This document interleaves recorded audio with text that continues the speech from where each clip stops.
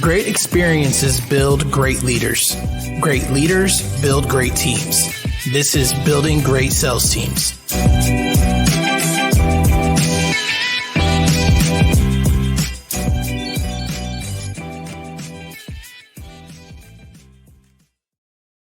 All right, guys, welcome back to Building Great Sales Teams. I'm incredibly excited for this episode.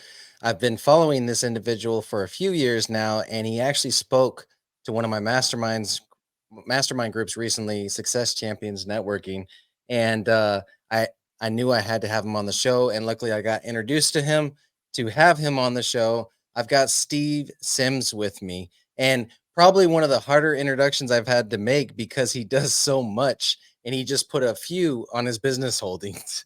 He's also an expert in making shit happen. He's the author of the best-selling book, Blue Fishing. And Steve, you have a new book out now as well, correct? Yeah, Go for Stupid.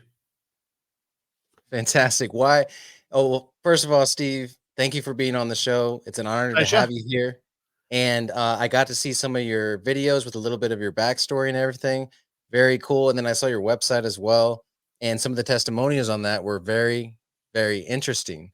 And so one of them was Elton John. How did that even happen? Oh, that fella. I ended up working for him and his organization for 8 years. And so it was, sometimes you get so enamored with the elephant in the room that you don't take the moment to just enjoy it. I knew I wanted to work on this project, and I was probably quite knee deep into the project before I suddenly realized, hang on a minute, I am working with the man, the myth, the legend himself. So it was a pretty damn cool period for me, but we looked after a lot and we were involved with his Hollywood Oscar party. So I got to hobnob around with all the Miley Cyruses and the John Travoltas of the world. So it was kind of cool, but like anything, you do something for 8 years, it can start getting a little bit boring. So what are you doing now? What are you focused on now? Well, here was the funny thing. Backtracking, I started off as a bricklayer, was poor. Most people know what that's like. And when I say poor, before everyone bitches at me, for one, I don't care if they do. But secondly, I use the word poor a lot because that's not only financial, that's your mindset. And when I was a young bricklayer, I was poor. I didn't have any money. I didn't have any hope, didn't have any future, didn't have Instagram to tell me how inadequate my life was. I was like, this is it. But there was this bubble in my gut that said, try something different. And I went off to try and surround myself with successful people to try and become wealthy, which, let's be serious, when you're a kid, all you want is to be rich. You want $1 million. You want to be a millionaire. And then you become a millionaire and you go, shit, I'm still fucked. I'm still paying the school fees. And, you realize that the skies don't open and it's not forever blue, even in California. But I constantly try to push myself. And I ended up launching this kind of Mr. Fix It. I was the man that if you were really rich and you had a desire, dream, or fantasy, I was the one that sorted it out. So you wanted to get married by the Pope. You wanted to drive a Formula One car. You wanted a drum lesson with Guns N' Roses. You wanted to visit the Titanic and come back. All of that kind of shit was what I did. And then I got offered to write a book. And I thought to myself, you mentioned it, Blue Fishing. And I thought to myself, no one's going to believe this. No one's going to buy this book. I really didn't think it was, because people today like to avoid doing the basic stuff and they try to buy their pain away. If you said to someone, hey, if you do this in a gym for the next 8 months, you'll look like this. Or for $25,000, you could buy this tablet. People would be buying the tablet in their droves because people don't want to do the hard work anymore. They just want to buy someone else to do it. But I always focused on the basics. And so I thought no one's going to buy the book. And I was wrong. It took off, became bestseller, translated all over the planet. And then I started speaking, training, and coaching. So now, along with Sims Distillery, I focus on taking your raw materials, disrupting you, and getting you to do things in the most impactful way, which is quite often the easiest way. They say the the hammer's not the sharpest tool in the shed, but it is the most impactful. So, you know, I'm there to kind of like create impact within people that I work with. I love it. I love it so much. And let me ask you this. What are the basics of setting up a meeting with Elton John? I mean, that doesn't sound basic at all, right? But what you're saying is if you execute the basics, then those kind of opportunities will come about. Let's play a game, Doug. If I invited you to my barbecue party on Saturday night, you're in LA, I'm having a barbecue, and I go, hey, Doug, come to my barbecue party, and you say yes. What's the first question you ask me? I mean, I know what my friends ask, but I'm going to ask, what are you cooking? Yeah, God. Hey, look, you may not like my food. I tell you it's vegetarian and you're not showing up. So I tell you I've got T-bones, tomahawks. I've got all the decent stuff, all the good quality stuff. What's your next question? What can I bring? Okay. So the first question was selfish about you and your interests and how it benefited you. The second question was how it benefited me. Now, bear in mind, I've already invited you, and the first thing you gave me was a selfish question. Right.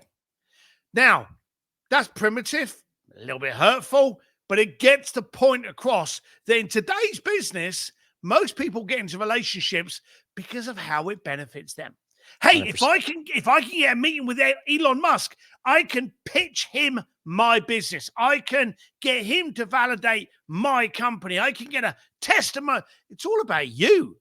Mm-hmm. But if you actually show up to someone, anyone, and go, hey, Doug, we don't know each other very well, but you've got this podcast. I'd really like to share it with my community. Would a wider reach be of interest to you? What are you going to say?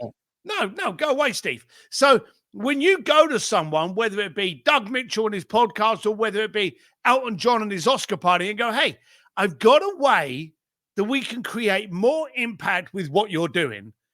Would you like to give me 5 minutes and I'll tell you what we could do?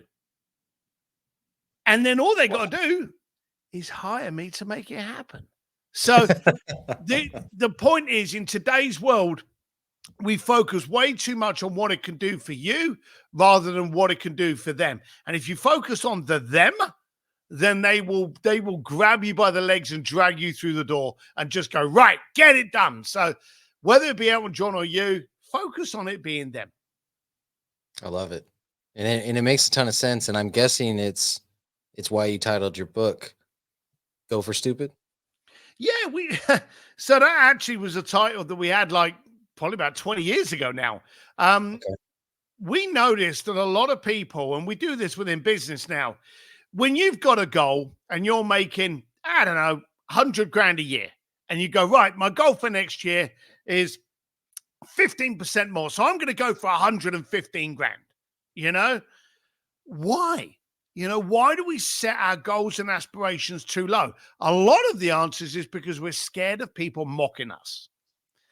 But if you don't care, you know, and you think about all the people in the planet, Jeff Bezos, Elon Musk, Oprah Winfrey, you know, any of these kind of people that we're thinking about, Mother Teresa, all of these people had these ridiculous goals. Mother Teresa, I want to see people die smiling.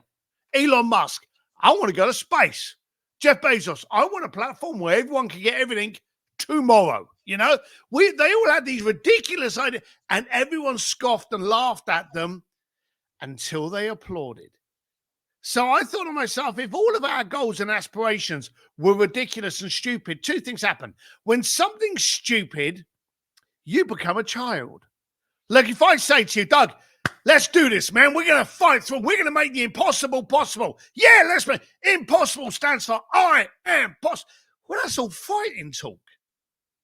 And we can fight for half hour, but we can play for weeks. So if I take what we're going for and I make it enjoyable and I make you a child and I ignite those neurons to make you play with your goals, then you can do that all day, every day without getting tired. Now, here's the thing. If you're making 100 grand a year, why the fuck will you go for 115? Why don't you go for 250 and fail and make 200 grand? So quite honestly, we used to look at any project we would do and we would go, okay, I hear the project we got to do, but How can we make it stupid? Well, we've got that. Well, let's treble it. Oh, we got that. Well, let's get Andrea Bocelli to come in. Oh, we want to do. No, let's do it with Elton. Whatever we would do, we would see how we could make it utterly, utterly, utterly ridiculous. And then guess what? After a while, you start hitting those, and then you've got to make things even stupider in order to push yourself and challenge yourself. So I believe everyone should play with their goals. Okay. So I want to challenge this a little bit, right? All right. So obviously, me to you, that makes a ton of sense for me. But what about me to my team? Is that the same concept I want to deploy to my team? No. You've got entrepreneurs and you've got intrapreneurs. The intrapreneurs are the actions to your dreams and fantasies and visions. The downside is no one's ever going to want your dream as much as you want your dream. So you've got to be able to ignite them. But here's a classic example: gamification. Elon Musk uses it all the time. There's a famous story, and I've got to admit, there's various different variations of this story, but of the Tabasco jar. Okay. Apparently, Tabasco hit a plateau where it was selling an enormous amount of that stuff, but it wasn't going any more above the plateau. No matter what marketing they did, no matter what advertising, no matter what sponsorship, they couldn't break that ceiling. So they turned around and they said to their team, their entire workforce, and they said, look, if someone could come up with an idea, you win. And I think it was stupid, like about $1,000. Now, they had been sponsoring and investing in marketing agencies hundreds of thousands of dollars, but this time they made it a game. Hey, come up with the idea. You get $1,000. The winner gets $1,000. One guy there turned around and they said, make the hole bigger. He said, you shake it so much, the thing can last for months. Make a bigger hole and you'll end up using it within a month. And that's what they did. To actually treble their sales, they made the hole bigger. And they made the hole bigger by operating it as a game. So if you've got staff, they're not gonna be as connected to your vision and your dream as you, but you can go, hey, this is my dream. The one that comes up with the best solution gets a day off to play golf, also, but to make it fun. I'm a great believer in not giving money, okay? Not because I'm a tight ass, but if I said to you, Doug, here's an, are you married, got kids? Yes, sir. Right, okay. So if I said to you, Doug, I'm doing this event and I need to sell 20 tickets, and I'll give you a commission. You sold the 20 tickets and your commission was, I don't know, $5,000. I give you the $5,000. Doug, there's $5,000. Okay. Are you happy with that? You've just got $5,000. You okay? You got $5,000. I don't care how rich you are. You get $5,000 in your pocket or in your hand. Thank you very much. Yeah. But what about in a year's time I turn around to you and I go, hey, Doug, do you remember that $5,000 that you earned when we worked together? What did you do with it? What do you know? Paid the mortgage, maybe paid the car fees, paid off a bit of the credit card. I don't know, maybe you bought a cap with it. Who bloody knows? Okay. But instead, let me turn around and go, hey, I need to sell 20 tickets. And the one that gets me those 20 tickets, him and their family get to come to my suite at the next Super Bowl. Okay. Or gets a suite at the Grammys or goes backstage with their favorite rock star. Now, it's on. 5 years, 10 years, 20 years from there, I'm always going to be the guy that got you and your kids front row at that concert or backstage with Taylor Swift or whatever. And here's the dumb thing. 9 times out of 10, those things are far cheaper than the actual commission, but you can never lose it. Now, all of a sudden, I'm the excitement guy. I'm the guy that makes these incredible things. So I always love playing a game. I'll always put money in there as well. Of course, we've still got to pay that mortgage, but I never make it the focus point. I'll go, hey, here you go. There's that. Oh, by the way, I know you love Thai food. There's a new restaurant down the road. I've already prepaid for the meal, and the chef's going to come out, by the way, at the end of it and teach your kids how to make some Thai food. I've created this experience, and now you will never forget that. You'll forget the money, but you'll never forget that moment. Man, like if that's all you said on this podcast, I feel like our listeners just unlocked the cheat code.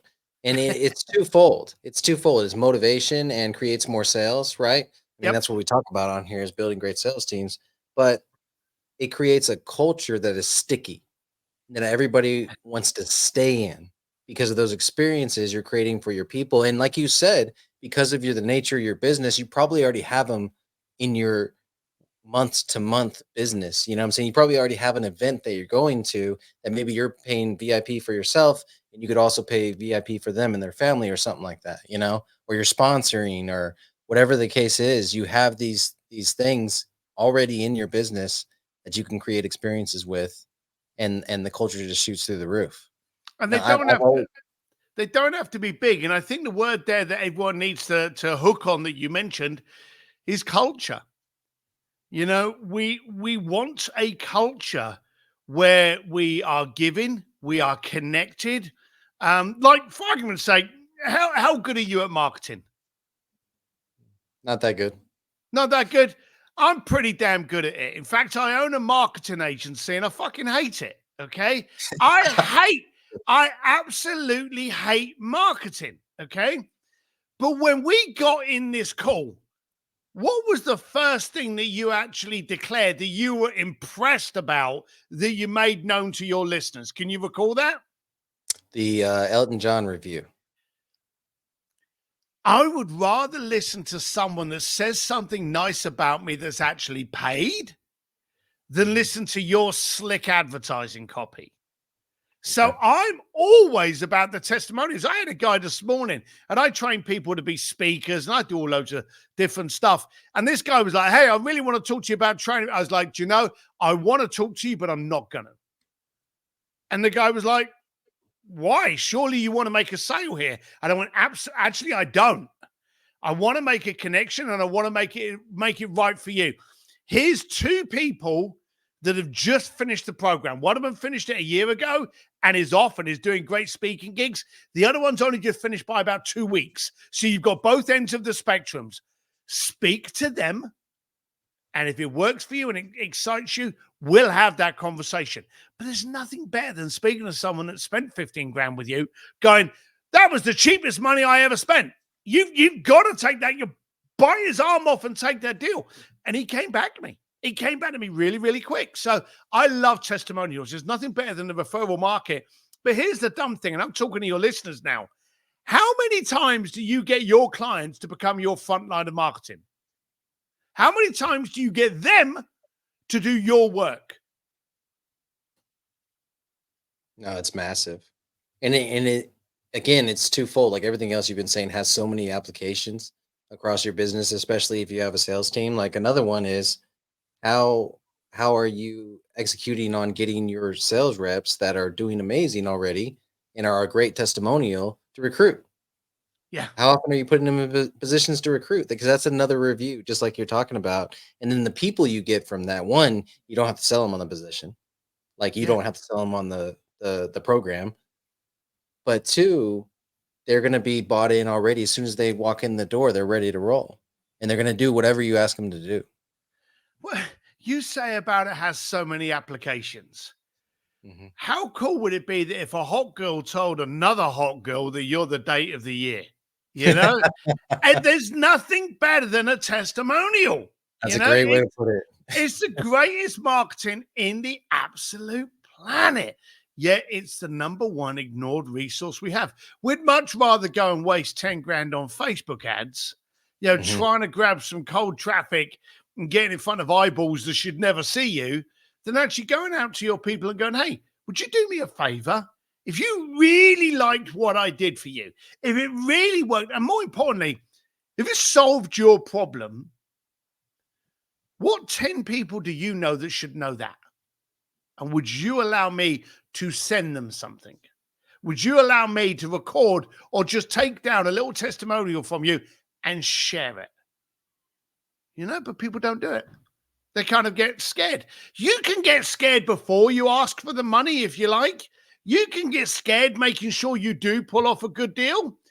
But once you've pulled off a good deal and you've been paid and the whole thing's over and the client's happy, why not get them then to work for you? It's real. and it's massive. Yeah, it makes So sense. you've got all these things that you're doing right now. Mhm. Um, which one do you enjoy the most? What are you most passionate about of all these different things? Because on your site you got brand designer, author, coach, Yeah. speakeasy host, speaker, podcast But host. the funny thing is they all kind of boil down to one. I think as entrepreneurs, we get caught up in our own sandpit and our own crap. Mhm. So I like to give people a bit of an ass kick, and I like to disrupt what you're doing. I like to challenge. Your marketing. Why are you marketing? How are you marketing? Is that the best use of your time, your energy, and more importantly, your checkbook? So I love to challenge people in order to see how we can. That's one of the reasons we called it a distillery. A lot of people thought that I called our community Sims Distillery because I'm an alcoholic and I love drinking whiskey. Well, I do love drinking whiskey. But if you look at the fundamentals of what a distillery is, it takes the raw grain, the raw ingredients, and through a distillery process makes it 100 plus proof. It's the most powerful alcohol out there. And in most cases, it's pure. Well, we're growing up as kids. We're being told, color within the box. If you don't say this is the answer, well, it's the wrong answer and you're stupid. We got so many things that by the time we get to our 20s, we got so much baggage and other people's shit that we need to be torn down, refined, distilled, and then put out there pure. So I like to call it as it is, disrupt the way you're doing business, disrupt the way you're making relationships, both in your business and in your personal life, and then spit you back into the planet to dominate, grab an unfair advantage, and to be more powerful. What's something that our listeners, like maybe an exercise they can put themselves through right now that can disrupt their current thinking and maybe shed a few of those preconceived notions that they All right. acquired when they were growing up? The talent you need that you're losing is the muscle you'll need to exist. It's the art of communication. Okay. You need to communicate. You can download an app that'll show you how to make a bridge, but you can't download an app that'll tell you how to have a conversation with another human being. So there's two things. One, I want you to start having coffee shop chats. This is a tough one and it will scare you and it will make you uncomfortable. But I want you to step into a coffee shop, stand behind someone, wait until they've ordered their drink, and then when they step to the barista while it's being made, that frappa or whatever the bloody thing's being made, step next to them and go, "Hey, how's your day going? Just curious, any stress, anywhere." Start a conversation because 90% of the time now we stand there in silence.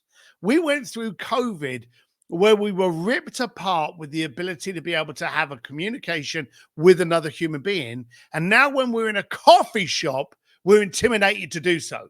So start having the person will look at you like you're a rapist. They look at you like you're a mugger, but you've got to do it because it'll make your ability to communicate better, sharper, and stronger. Therefore, when you get into a situation where you can comfortably communicate, you'll actually be better at it. Okay. So the first thing is get used to communicating for any reason whatsoever. You stood in a lineup at a supermarket, you're waiting to get into a concert, a bowling alley, you're waiting for some gas, whatever it is. Try and strike up a conversation with a person. And if the person opposite you looks as though they're from a completely different kind of life, all the better. Because if you can communicate and find a relatable note to communicate on, that increases your ability to communicate. So get to the art of communication going. Secondly, you've got to start asking for referrals. There is no better business than just asking people to promote you. One person knows five people know five people. It doesn't take long before you can't take in any more clients. And of course, if you want a third one as a freebie, just to let you know, join one of my communities. There you go. There's a free plug. Absolutely. Absolutely, brother. Okay, I've gotten the referral. I've executed on what you said. I've gotten better at communicating. Yep. I'm asking for the referrals. I'm in the home. A Yep. lot of my clients and a lot of the listeners are in home services. Yes. I'm in the home. How do you differentiate yourself from the next guy. And I imagine you do this in your business all the time, or your Yeah. clients do it in their businesses. It's a piece of marketing. But once you're in the home and it's just you and the homeowner, how do you differentiate yourself from the three other bids that they're getting? Well, you just answered it. Bids. If you're arguing with someone over the price, then you failed to demonstrate the value. You see, I don't want to be better than the last person. I want to be different. Okay. Okay. I want to be able to, and one of the easiest ways to be different is to not focus on the money. Okay.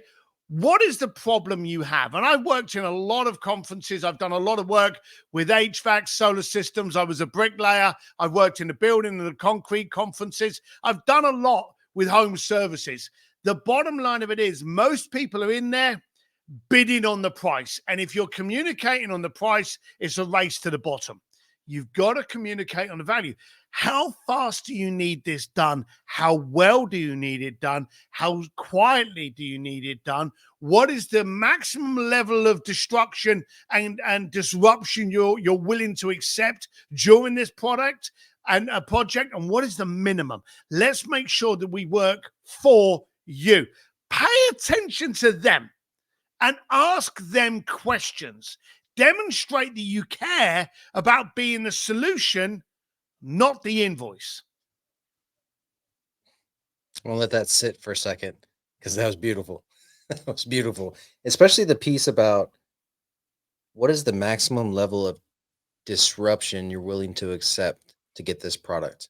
I love that question, and I love Yeah. it early on in the process too because it creates a pattern interrupt, and then it Oh, also yeah. assumes the sale in the process. So love Well, that. there's Love the that thing. You're demonstrating and you're pushing the bruise, you know? And here's the Mhm. thing, just visualize it for a second. Again, none of this shit is hard. But if someone's got a bruise on their elbow and you poke it and you go, "You got a bruise there?" And they go, "Yeah, I have." How did you get that bruise? Ouch, don't poke it. If you keep poking that bruise and then you turn around and go, "Well, would you like me to take the pain away and stop poking?" They're going to go, "Yes." It's as simple as that. So if you're in there going, "Hey, are you happy with the fact that it's taking you this long to call the professionals? And what do we need to do today?" You start asking those kind of questions. They can only have you as the solution to that problem. I love it, Steve. You're just dropping so much that the listeners can use on this. So I'm going to ask you for a bit of entertainment. What's your Okay. favorite story to tell? When I sang a duet with Andrea Bocelli in Florence, I don't tell that one very often, but when I Okay. used to do my concierge days, um, I had a client that wanted to have an amazing dining experience in Florence. Again, going for stupid. How can we make this goal and request like freaking stupid? We came up with the idea of let's take over the Galleria dell'Accademia, which is the museum that houses Michelangelo's David, the most famous statue in the planet. Um, and so we went to him and pitched this concept of this amazing meal in the most amazing location. And hey, this is the location. Wouldn't you like to be part of that dream?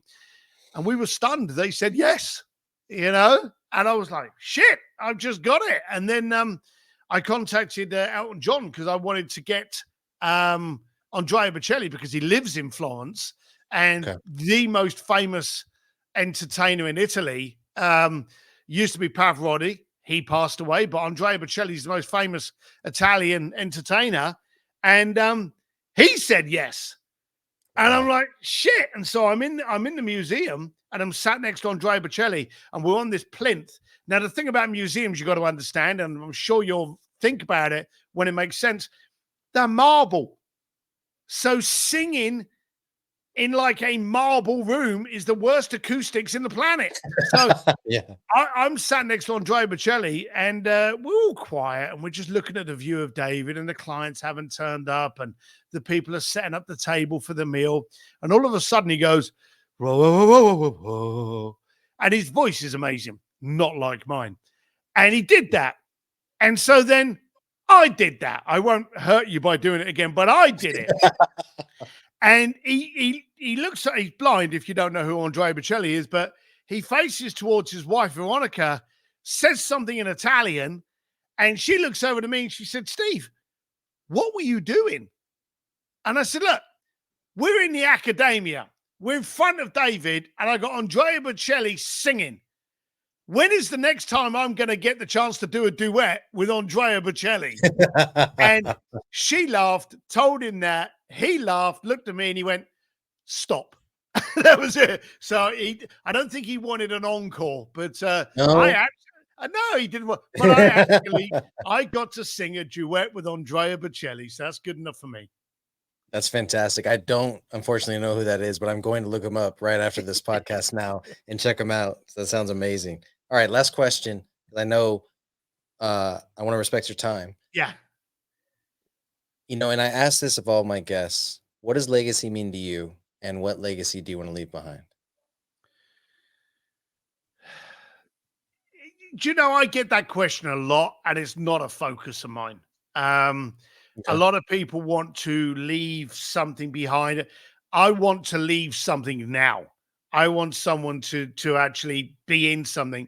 So for me, I want people to stop worrying about other people's opinions. I want people to stop lying. I want people to start laughing. I want people to start challenging themselves more. I work on a number of things with my family, which I'm very lucky to be able to do. So in that eventual time where I pop off into the pub in the sky, I want my voice, my words to remain on. In fact, someone said to me many years ago, which has always stuck with me, we die twice. We die once when we're buried in the ground, and we die the second time when people stop talking about us or using what we taught them. So I want the second one to go on longer than the first one. I love it. I love it so much. Okay, guys, if y'all want to learn more about Steve, definitely check out stevedsims.com. We'll include the link in the show notes, as well as goforstupid.com, which is his book that just came out. And I love the title, love the concept. Definitely going to get a copy myself. Is it on Audible? I'm curious because It's on Audible, but I'll give you a freebie here. If you visit goforstupid.com, I actually recorded 12 chapters for the audiobook, but I did it in video. But so you can actually watch the entire video series for free. So there you go. Goforstupid.com. Awesome. Definitely going to take advantage of that. Thank you so much for coming on the podcast. I can't believe how much value you've dropped today. I mean, I can believe it. I heard about it in Success Champions Network, and now you did it on the podcast. Thanks again, brother. I appreciate you so much. All the best.